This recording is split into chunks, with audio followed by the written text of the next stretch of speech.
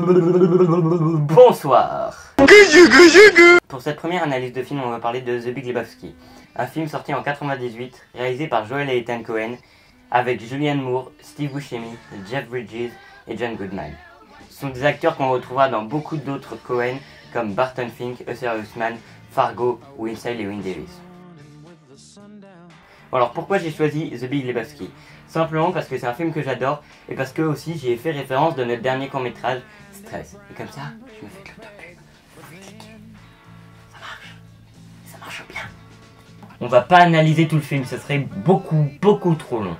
Alors on va analyser une scène, la deuxième scène du film. Where's the money, Lebowski?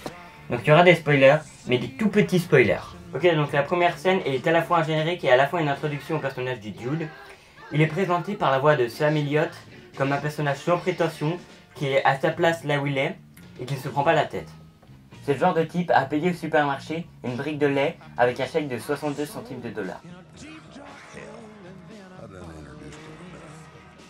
Sam Elliott nous situe le cadre de l'histoire, c'est-à-dire Los Angeles dans les années 90. La scène dont on va parler montre The Dude rentrant chez lui après cet achat conséquent.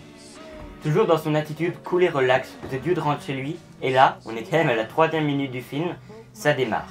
Les emmerdes démarrent. Et donc, au lieu de nous exposer l'histoire tranquillement, le film nous plonge la tête dans le film à l'image de celle du Dude dans les toilettes. Il y a donc deux types qui vont demander de l'argent au Dude en lui plongeant la tête dans les toilettes, qui sont d'ailleurs remplies d'un liquide blanc douteux. On va faire une analyse linéaire de la scène. Pour commencer, je vais vous expliquer le pitch général du film, histoire que vous puissiez suivre l'analyse. Puis, on va se demander quel est le but de la scène. Le film raconte donc l'histoire du Dude, Jeff Lebowski, qui est confondu avec un autre Lebowski qui est lui millionnaire, et qui se fait arnaquer par sa femme, Bunny. Mais ce qui est fait, et un des agresseurs a pissé sur le tapis du Dude, qui va donc chercher à se faire rembourser par l'autre Lebowski. Il est donc embarqué dans une histoire d'enlèvement et de rançon. Puis d'autres emmerdes arrivent sur les côtés, comme eux, elle, lui ou lui.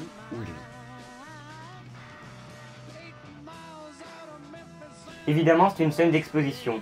Donc le but est d'exposer le nœud de l'intrigue au spectateur et de montrer la manière dont The Dude réagit aux emmerdes qu'il va avoir tout au long du film.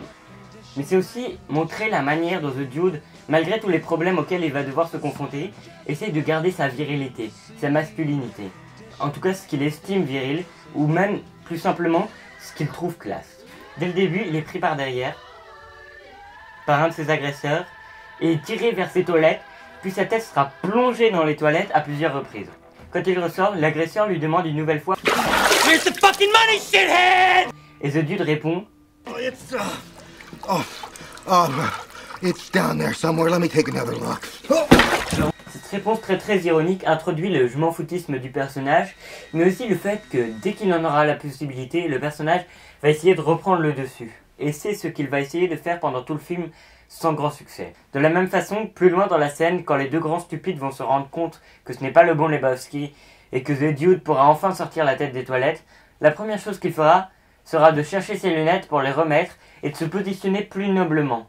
Seulement, The Dude n'arrive généralement pas à se paraître viril. Ainsi, sa noblesse sera un trône. Je veux dire, un trône.